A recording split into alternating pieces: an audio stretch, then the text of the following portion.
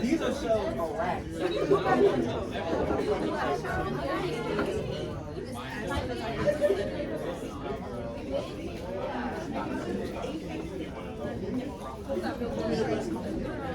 Okay, you guys, can I have your attention, please?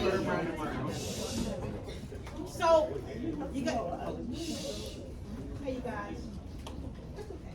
So, we know we have this testing going on, so we kind of got you summoned here for Tuesday, Wednesday, Thursday, to 2:45, 2:30. So, having said that, there's 3 speakers that are going to come to you today, and they are known throughout the community. The first speaker will be Nate Jameson. He's part of Nate Jameson Speaks, and he's going to come to you. After which, then Chris Williams of the Columbus Urban League, they're going to come and pour some things into your spirit this morning. And also, I'm going to have Sharon Hathaway of Aaron Pink, it's her husband, that he will be here after Chris Williams. So Nate, go ahead and take it away. We got delayed because of the technology issue. Thank you guys for your patience. Nate, you ready?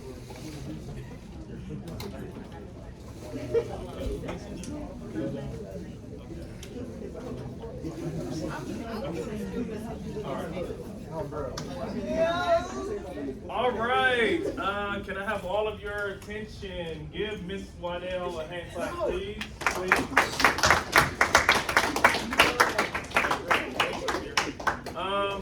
So yeah, my name is Nate Jameson. I'm going to be giving you guys a presentation, and all that I ask is that while we give the presentation, you guys are engaged, you're listening, you're respectful. I mean, you guys are adults, you understand the rules, you know how to handle yourself, but that you lock in with me. I'm going to give you guys all that I have. Clearly, we had some technical difficulties, but we're going to work through it. And all that I ask is that you give me the respect that I'm going to give you. Can y'all do that for me? Can y'all do that for me? Okay, do me a favor, repeat after me. I will. Lock in. I will. Be engaged. I believe. By the end of the day, I will be transformed and renewed. All right. So, you know, we're all in this thing called life, correct? Everybody say life. And one thing that I've noticed and I've realized and I've came to understand is that as we mature, as we age, as we move forward in life, we each have different periods, different moments, defining moments, pivotal moments that each contribute to who we are. So why we behave the way we behave, why we talk the way we talk, why we move the way we move, why we believe the things that we believe. And I began studying and kind of self-analyzing the defining moments of my life to really gain some perspective. And so I'm going to share a few things with you all, and I would like for you guys to share some things with me as well, so that we can look at those defining moments. We can identify those defining moments. We can carry them with us so that we can move on and become greater. Can y'all do that? Yes. Next slide, please. So, who is this a picture of? You. Who is it? You. It's me. As Ms. Waddell mentioned, I'm going to give you guys a short little background. Born and raised in Columbus, Ohio. I went to Douglas Elementary, which is no longer a school. Arts Impact Middle School. Where my Ames grad at? Where my Ames grads at? Okay. Northland. Anybody speak from Northland? Northland High School. My first two, and then my last two, I went to Eastmore Academy. Next slide, please. When I arrived at Eastmore Academy,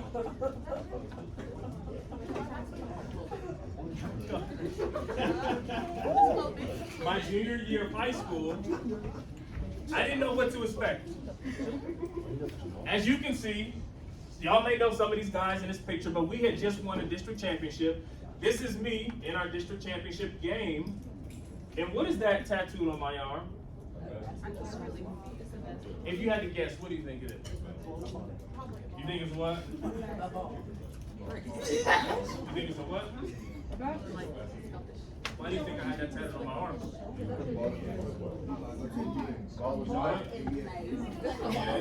Why do y'all think I had a basketball tattoo on my arm? Okay. Thought I was going to the league. What do you think? You guys speak up for me. Hey guys, when I have somebody answer a question, I can't hear them, so I need y'all to kind of tone it down. Y'all do that? I know some people get their passions tattooed, so maybe basketball is your passion. Correct. Okay, cool. I grew up believing I was going to the league. Grew up believing I was going to the NBA. I was decent in basketball. At one point, I was number 6 in the state of Ohio for my position, small forward position. I was cool. I had a bad attitude. And what I didn't know is that when I was going to Eastmore Academy, I thought I was just going to get an education, graduate, move on. But there are some things that happened when I was at Eastmore Academy that absolutely changed my life. I tell this story 1,000 times. I tell it to whomever I can come in contact with and tell it to. If I'm at the grocery store, if I'm at a speaking engagement, if I'm at a summer camp, if I'm at church, if I'm with my family, I tell this story because it was a defining moment that helped make the man that you are looking at right now. Next slide, please. Now, who are these two people in this picture?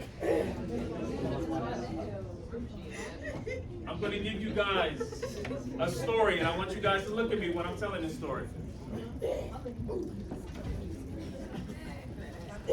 I walked into, was it PowerPoint? I walked into my PowerPoint class. Goofy, immature, flirting with girls, talking, right? I walked into class one day. And if I'm not mistaken, we had to give presentations this day or something. When I walked into class and I'm playing around, I'm talking, and Miss Waddell stops me and she said, "Young man, I need to talk to you." And she said, "You do understand when you walk into a room, you demand attention. You have a presence about you. When you're in front of people, you can demand attention." And at this time, I thought to myself, this one was crazy. I had a basketball tattooed on my arm. I'm thinking I'm the next LeBron James. I'm on my way to the league. But here's the thing. She saw something in me before I saw it in myself. I'm going to say it again. She saw something in me before I saw it in myself. I would later get put, with her help, into the running to be a speaker for the senior breakfast. I spoke at the senior breakfast, and the rest is history. What I thought was my dream, what I thought was my purpose, what I thought was my goal, what I thought was my calling, going to the NBA, for playing professional basketball, was really just a catalyst to get me attached to someone who could see something in me that I could not see in myself. Defining moment number 1. There are going to be times in your life, heck, you may have experienced it this week, last month, last year, where somebody sees something in you that even you couldn't see in yourself. There's something called the self-fulfilling prophecy. Does anybody know what that is?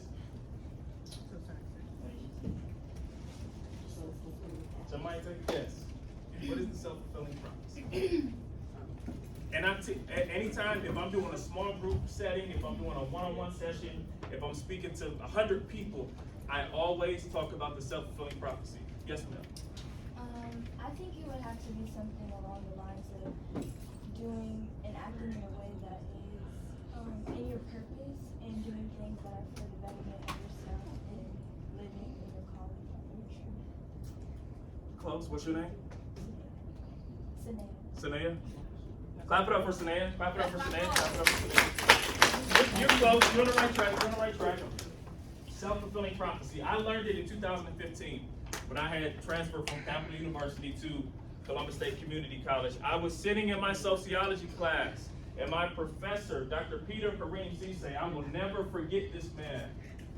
He was teaching us about the self-fulfilling prophecy, and essentially the self-fulfilling prophecy tells us, if I tell you something so many times, the same thing, if I tell you it so many times, you begin to believe it and act out in ways that make it a reality, but you don't know that you're doing it.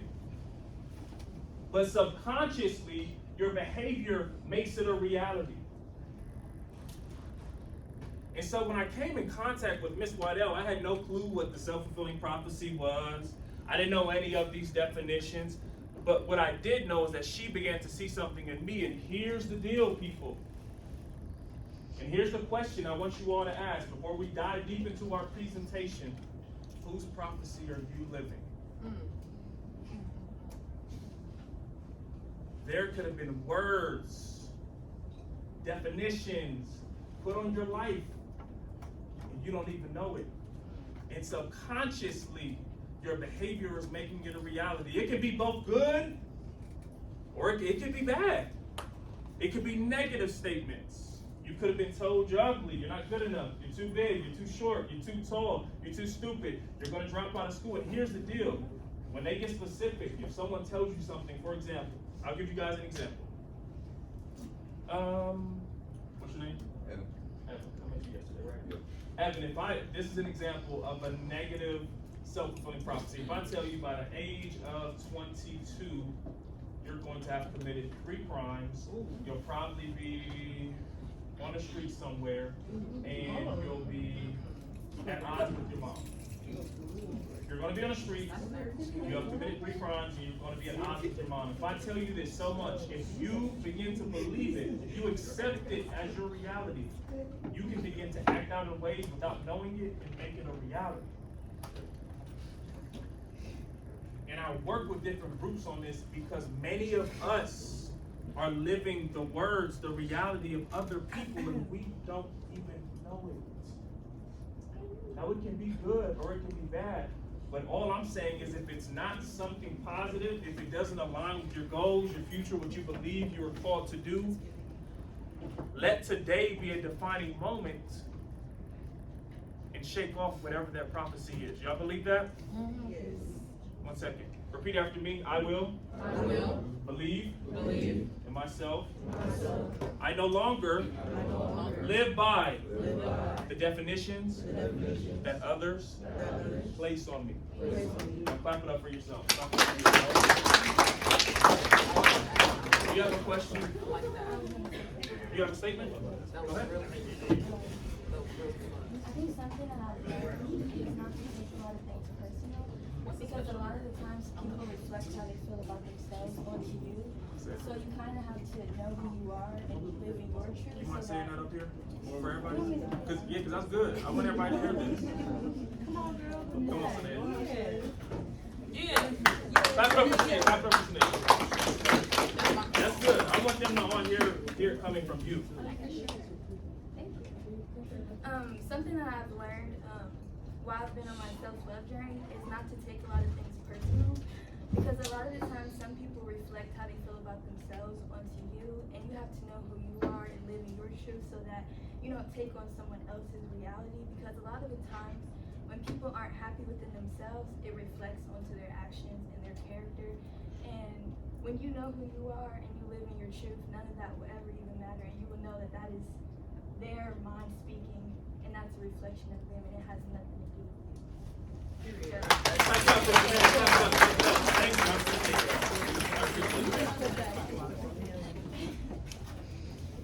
I'm giving you guys a timeline. So, defining moment number 1 for me, in your words, was what? What happened? Give me specifics. What happened? Miss Waddell drafted you, pulled you aside. I'm not expert.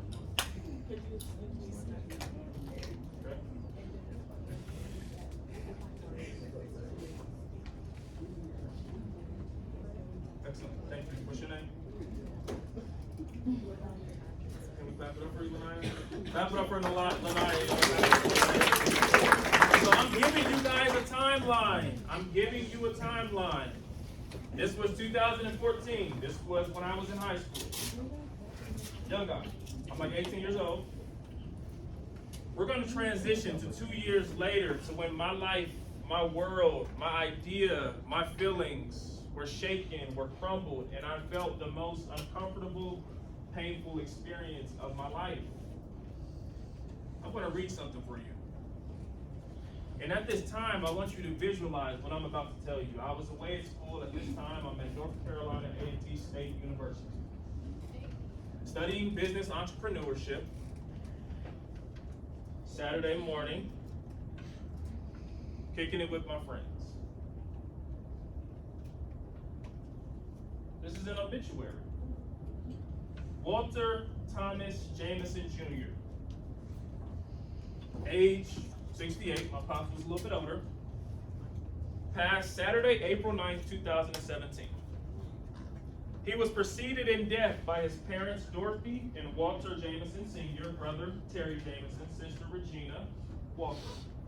Survived by his sons, Nathan Jameson, myself, Brian Hunter, Terry Johnson, grandkids, sister-in-law, Charlene Jameson, nieces, Tia, Sheena Jameson, Melody Walker, Aunt Emily. Memorial service is April 15, 2016 at Unity Temple, Church of God in Christ, 52 Reeve Avenue. Defining moment number 1, my interaction with Miss Waddell. Defining moment number 2, the day I lost my best friend. My father. I remember the day like it was yesterday, because we talked almost every day. I'm away at school, keep in mind. I called him, I'm calling him. 614-307-6373. I'll never forget his number. I'm calling him. And my pops is not picking up the phone. Calling him again. Pops is not picking up the phone. Now, my father was a cancer survivor, diabetic, so his health was not the greatest, and so he had a nurse who would come and help him. So I called Sheena. I said, Sheena, I need you to go check on my dad. He's not picking up the phone. I'm getting concerned. The day before, he had just put a bunch of money into my bank account. So I'm like, you know, what's going on? Like, I just talked to you the day before, Dad, what's going on?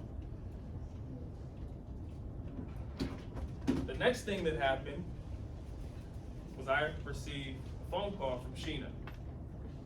You ever, raise your hand if you ever got that feeling like you just know something's wrong? You can just tell, like, this ain't good. So Sheena calls me back and I brace myself. I said, hello? And she was crying hysterically.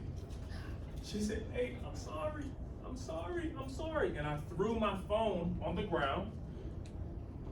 And I thank God that I was in a suite with the rest of my suite mates at the time, because they came to me, they're like, what's going on, what's wrong? And I could not speak, I'm crying hysterically, I'm laying on the bathroom ground, going crazy. Because the man who was my rock, the man who I talked to all the time, the man who helped shape me into who I am, had now departed from earth. This took so much out of me, guys, because I want you guys to remember, or just learn, at this point, I had transferred from Capital, Columbus State, now I'm down south at A&T. My dream had always been to go to an HBCU college. I'm down here at A&T, but I'm always off the campus doing what I'm doing now. Speaking, volunteering, helping. If you put me in Wisconsin, if you put me in the middle of Maine, if you put me in New York, I'm gonna find a way to do what I'm doing now, because I love it and I believe I'm called to do it. And so I had a decision to make. I was at a low point in my life. I was scared. I didn't know what to do. And I remember calling my sister and telling her, I haven't told Mom yet, but I think I'm gonna leave school. The very thing that I fought to get to, the very thing that my family told me not to do, that I still did, leave and go down south, drive my little red Hoopty down to Greensboro, North Carolina, packed it up with everything that I had. The very thing that I had fought so hard for, I now had to walk away from. I was at a point where I didn't know what to do. However, I was still in love with what I'm doing now. And so I ended up leaving A&T. I ended up leaving school, coming back here to pursue what I'm doing now full time, to give it everything that I had. Defining moment number 2, which was 2016. And here's the deal. Some of you have experienced an immense amount of pain. There's some of you who have went through some things. Some of you who are still going through some things. Some of you who don't even want to go home after school because of the experiences that you have, the words that you hear, the way your family treats you, the environment in which you live in. But all of those moments are contributing to who you are. For some of you, this is your safe place. For some of you, kicking it with your friends is the highlight of your day. Now, you don't want to tell people that, because it may not be the cool thing to say. But some of y'all may leave here and go home to hell. It may be the worst thing in the world. Yo, are you guys still with me? Yes. You still with me? Yes. All right, say cheeseburger. Say tacos. Say McDonald's. Say Wendy's. All right, clap it up for me real quick. Clap it up for me. And so here's what happens. And you can see it on your screen. From the moment we're born until the moment we die. The more you live, the more experiences you're going to have. Unless you go and lock yourself into a closet and don't interact with anybody and talk to anybody, we are going to have experiences, pivotal moments, defining moments, which are both good and bad, that all contribute to who we are. What I want you guys to do, I want to hear from a few of you. If you don't mind, could any of you share a defining moment that you believe has helped shape you into who you are today? Yes, sir. What's your name? I'm Jackson Williams. Do you mind coming up front? Jackson? Right? Clap it up for Jackson. Yo, clap it up for Jackson. One thing that defines my life is kind of, I usually like to make come out loud nowadays, but mainly it was when I went to a camp. It was a religious camp, and unfortunately, at the time there was a few extremists in the kids group. So unfortunately, because of my autistic nature and me unable to find proper help, I was kind of the weird kid. But unfortunately, because of the extremists, they kind of took advantage of that. You're not weird. You're so loved. There's actually 2 instances where they almost killed me. Oh. Once by assault, once by drowning. Oh. I still want those 2 dead. Oh. Because they are horrible. The one who tried to drown me is under constant surveillance now because apparently this wasn't the first time he's done something this extreme. Oh. The other one went scot-free with the counselor there telling me that don't do that again. He got off without a slap on the wrist. Through this, I learned that sometimes religion is not usually a good intent, and also try to help. It's just acting more like a reflection of don't do.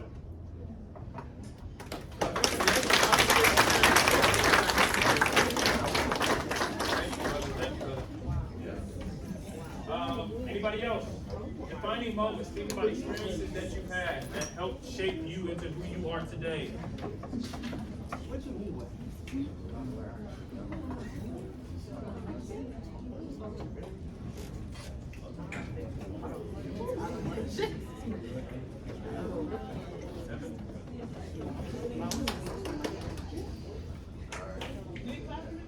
Clap it up for Evan!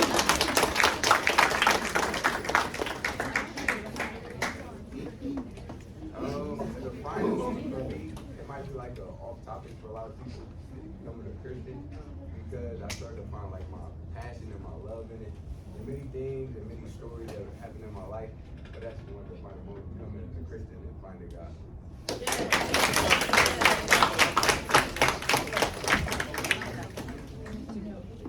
Can I have a lady?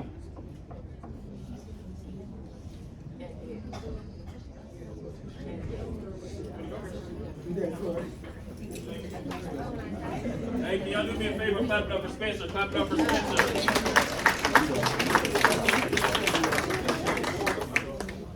The finals of my life was becoming a Christian also.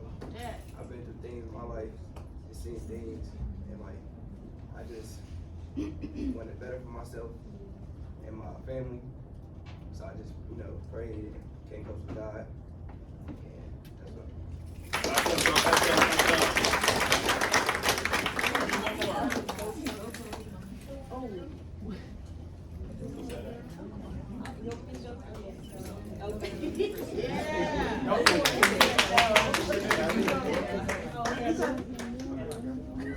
Give Heaven a hand clap. Give her another hand clap, please. Some defining moments in my life is like opportunities to have interviews with the governor and to give tours out to the Secretary of State for the school and like all the higher things I get to experience. Have job interviews with different companies just because like that it's you. Like just go ahead and do it so you can practice because like you're a sweet girl and all that type of stuff. So basically just building a platform for myself without nobody's help, honestly.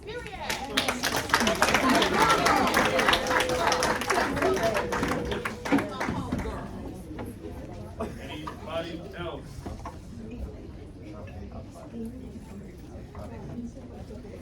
Come on down.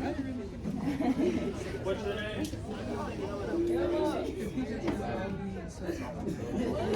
If you could come up front or whatever. What's your name again? Y'all know the drill. Clap it up for Emelina.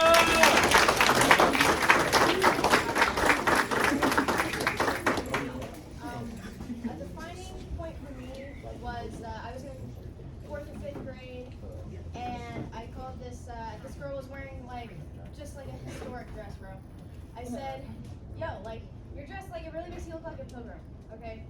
And I said, I didn't mean it in any bad way, but my teacher, the girl told the teacher, she said, this girl's bullying me.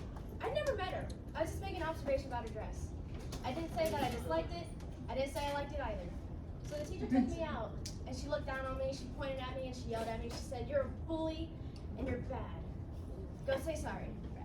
So I go in there, I'm crying, and I say sorry, and after that, I lost my ability to speak. I lost my ability to stand in front of people and speak. I lost my ability to be honest about what I'm saying, and after that, I got so anxious about every word I said, to the point that I couldn't talk to anybody in my class, and I only had one friend. And then it took me from that moment up until now to be able to redefine what my voice was and how to speak to people and how to speak with people without hurting them.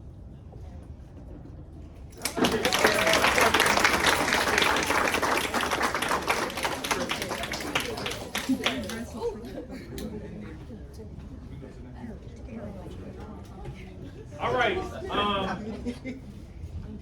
You guys still with me? Yes. You guys still with me over here? We're moving along. We're moving along. I appreciate each of you for coming up and sharing some of those personal moments because I know that can be quite difficult, especially if you're not comfortable sharing. You want to?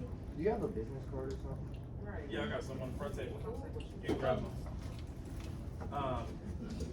I appreciate you guys sharing those things. Stay with me though. We're going to keep moving along. There are a few things I want you to see that I believe are powerful, and then we're going to get you guys through the presentation. Is this going to play? Will this play? Y'all seen this movie?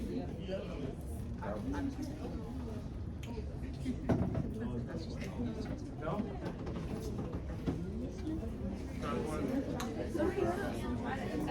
Won't work.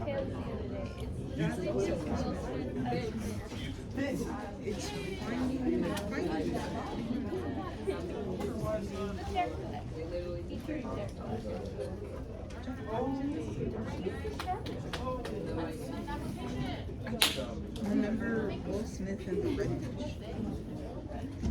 I really don't.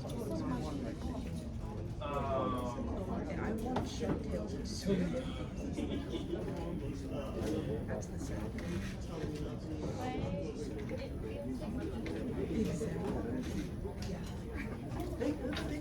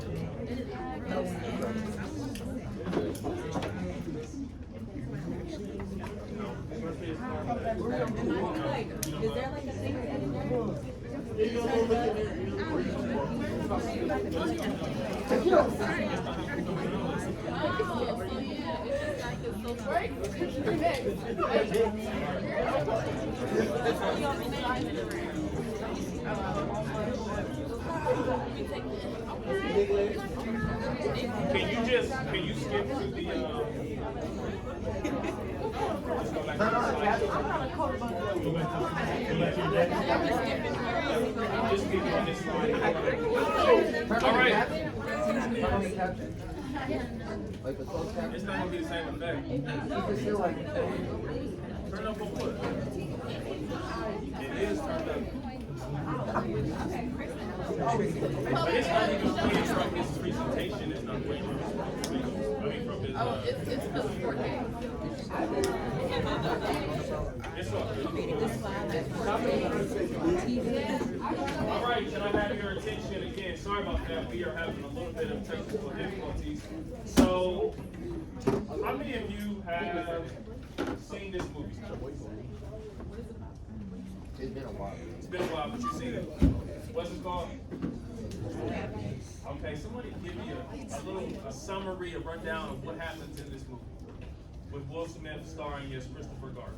Oh, isn't this the movie with his son and their homo? Or is that a different movie? That's right, this right movie. And it's like, he was trying to find a job and they kept getting kicked out and they was homo. Okay. Something. Did anybody else have a good memory of what happened? Remembrance of what happened in the movie? So, this scene that you're looking at, people, is a scene where Chris gets a few phone calls. The first phone call he receives is one of his wife telling him that she is leaving him. That she's taking her son and she's leaving him.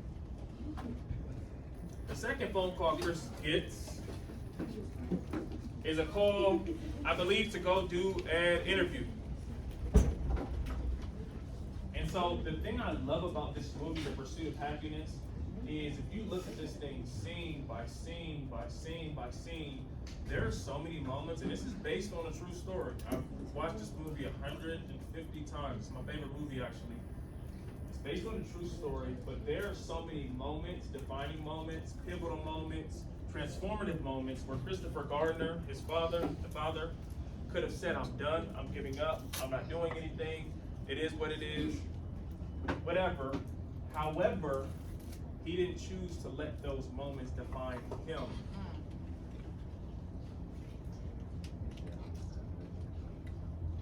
We have a plan now. I was just running in the background as you was speaking. Still can't get no sound. Okay. We'll transition to the next picture. There's another picture from the movie. Do you guys remember this scene? What happens in this scene? He's talking to his son, right?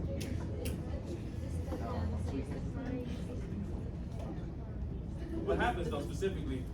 Is this the movie where he had to kill the people? He's talking to his son. He's talking to his son, right? Yeah, but what happens in the scene? He was started telling crying. his son never to let anybody tell him he can't do anything, not even him. You tell the group? Am I saying that right here? Yeah, go ahead. Okay. In this scene, he was telling his son not to let anybody tell him he can't achieve anything, not even him. Clap it up for. And I wish I had the video because the video would kind of help piece everything together. But in this scene, it starts off with them eating breakfast together, okay? Christopher Sr. and his son, Christopher Jr., they're eating breakfast together, right? He says, we're gonna go play basketball today. So him and his son, they go to the court, they're shooting around, and his son yells, I'm going pro! And he shoots a shot and it goes over the backboard. And his dad picks up the ball and he says, I don't want you out here shooting this ball every day, because basically it runs in the family, we're just average. So the odds are you're going to be average too. I don't want you wasting your time. And he throws his son the ball. And his son grabs the ball and he gets sad and then he throws the ball. And immediately he starts walking like this and he's sad. And his father looks at him and he sees how dejected and destroyed his son is. And he says, don't ever let anybody tell you you can't do something. You got a dream, you got to protect it. When people can't do something themselves, they want to tell you you can't do it. You want something, go get it. Period. Period. Everybody say period. Period. I love this scene because we see two things happen. It's so interesting because Christopher Sr. throughout the whole movie, Will Smith, he's pursuing his dream. He's pursuing this thing that he wants to do. He wants to get this job. He wants to work as a broker. He wants this. He's pursuing it. He's not letting anybody doubt him. But the moment his son does something that's a little bit different, he placed his fear onto him. And I believe, is it Naya? I believe Naya spoke about this earlier. Other people will put their projections, their fears, their insecurities onto you. And here's the thing, and I need everybody look at me, everybody look at me, everybody look at me. Sometimes, and I'm gonna kick y'all some game real quick. Sometimes it comes from the people closest to you. It doesn't mean that they're doing it on purpose. But when someone cannot see the dream, the vision, the idea, the calling that you have, they can place, they can speak their insecurities into your life. And if you watch this scene, it happens so quick to where little Chris goes from, I'm happy, I'm excited, I want to go pro, to now I'm sad, I'm discouraged, and it's not going to happen. And the same thing happened with us, people. And so the goal of my presentation today, despite all the technical difficulties, is really to raise your awareness so that you guys understand that words matter, that people can speak things over your life, and that if you're not careful, it can become your reality. And that we each have different defining moments that we experience, that we go through, that make us who we are. Everybody stand up. Stand up.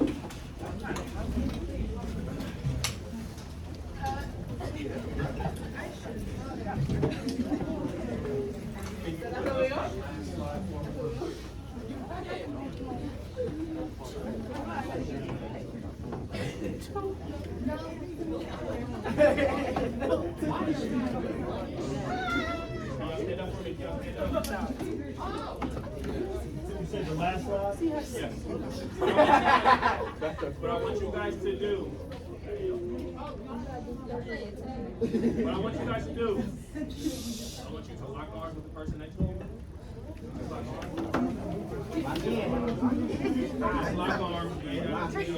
This one?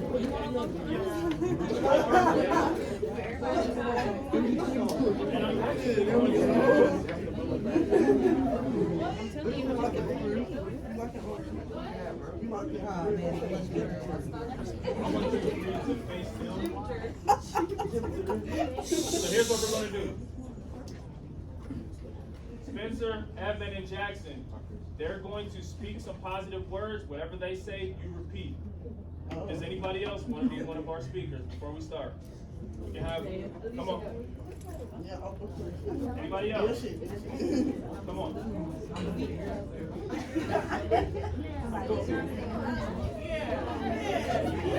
Whenever they speak, you You repeat. Whatever they speak, you repeat. Whatever they speak, you do what? Repeat. Whatever they speak, you do what? Repeat. And I need y'all to speak loud, though. Can y'all speak loud? I love that.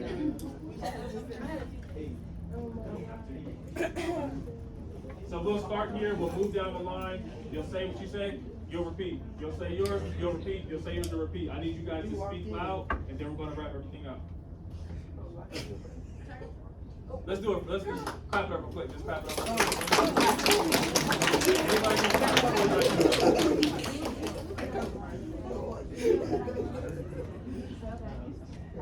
I trust myself.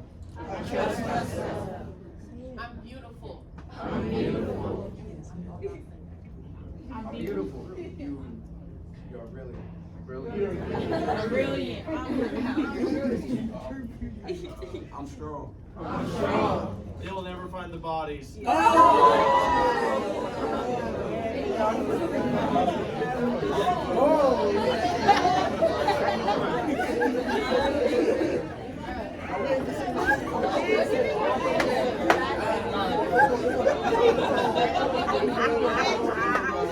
Hold on, quiet down. Hold on. Wait, what? That was crazy. I will pray. Okay, clap it up, my speakers. Clap it up, clap it up.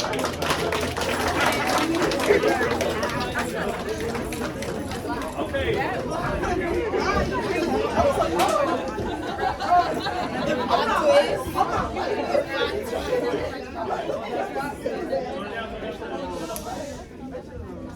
Ladies and gentlemen, raise your left hand if you enjoyed the presentation. Your left hand, your left hand. Okay, put it down. If you learned anything, raise your right hand. If you learned anything. Okay? Hand down. There's a QR code on the screen. If anyone wants to connect with me further, social media, company website, whatever the case is, hit me up, follow me so we can stay connected. We locked in. If you have questions, if you need help, shoot me an email and we can stay in touch. Now, we have our next speaker. Everybody get your QR code, and I'm going to introduce our next speaker. You guys, you can come back over. You want me to read your file? Okay. Is it on your phone?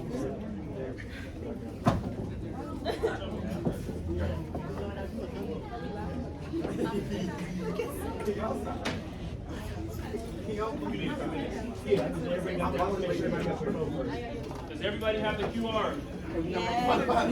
Does everybody have the QR? Yeah. Are y'all having fun so far? Yeah.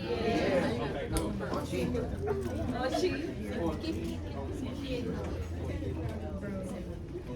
We have our next speaker coming for you all pretty soon.